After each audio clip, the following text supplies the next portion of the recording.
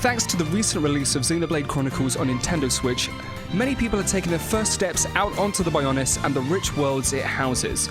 So we put together a handy guide of our top 10 tips for Xenoblade Chronicles newbies as you start your journey in this incredible JRPG title. Here is Switch Player Magazine's top 10 tips for Xenoblade Chronicles newbies. Number 1. Complete as many of the side quests as you can. The story in Xenoblade Chronicles Definitive Edition is one of the deepest and most engaging found anywhere on the Switch, so it's very easy to get caught up in the main story to try and advance it on as quickly as possible. Whatever you do, don't neglect the side quests though. While some of them have story of their own, a lot of them will reward you with some crucial helpings of XP, which is very handy for leveling up in the later stages of the game. Sometimes it's best to just check all of the many side quests available before you move on with the main story. Number 2. Experiment with all the characters. Shulk is pretty cool, isn't he? He has the biggest sword, and he's the only one with the power to do some mega damage to the Mechon. That doesn't mean you should only use him as your main character though. Each character has their own benefits, with Rein having the high HP to make him a tank, and Sharla able to step back and act as healer for the others. We could give you a full list of all the characters' pros and cons, but, you know, spoilers. Number 3. Make use of casual mode. This is a big one for the new starters. JRPGs are, by their very nature, complex and deep games, so there's a hell of a lot to take in when you first take in this one.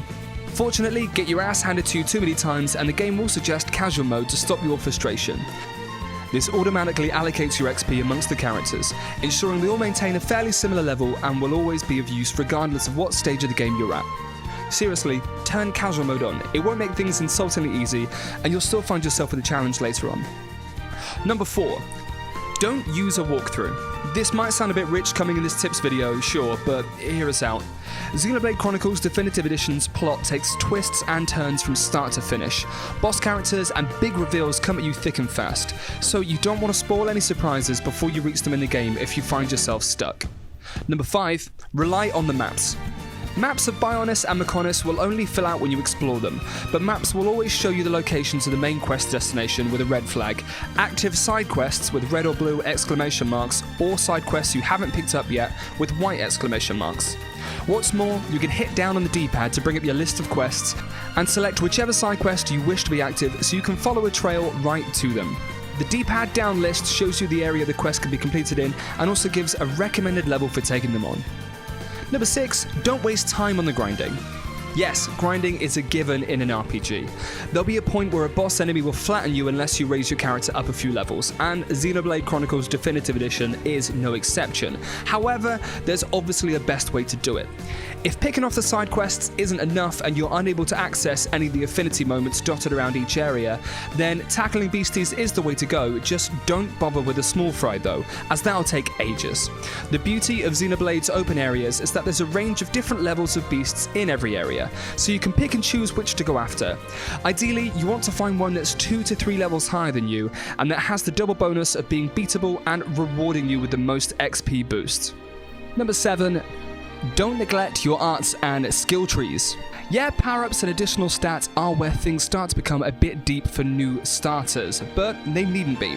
They aren't a necessity early on, but they make things far easier with the later bosses, and that's a good thing because by that point you're likely to have loads to choose from. So level up your arts, fill up your gem slots, and reap the rewards. Even filling up your Collectopedia gives you bonuses, so get exploring those menus. Number 8. Pay attention to your arts circles. Deciding when and in what order to deploy your arts in battles can be tricky, though spamming them as soon as they become available is a viable option at times. But keep an eye on when the little blue circle with the exclamation mark appears, as deploying those arts at the right time will deal far more damage and possibly inflict status effects. They can appear depending on where you stand in relation to the enemy, or can depend on the enemy's status, depending on which character you're using, so pay attention. Number 9. Explore. You don't have to be thinking about the main quest the whole time, of course. The Bionis is a wonderfully vibrant world, and it is incredibly vast for one which we first saw way back on the Wii. Take your time with it and take it in. These worlds are meant to be explored, and you also earn experience when you discover new areas, so it really pays to have a look around. Number 10. Enjoy. Enjoy your at least 60 hours in the world of Xenoblade Chronicles Definitive Edition. It's never been better. You can read our full review of Xenoblade Chronicles Definitive Edition over at switchplayer.net. And if you want access to even more great news, reviews, and features, you can read our magazine digitally every month or even physically by heading on over to our Patreon and supporting us to hold our beautiful little magazine in your very own hands. Thank you for watching and happy gaming!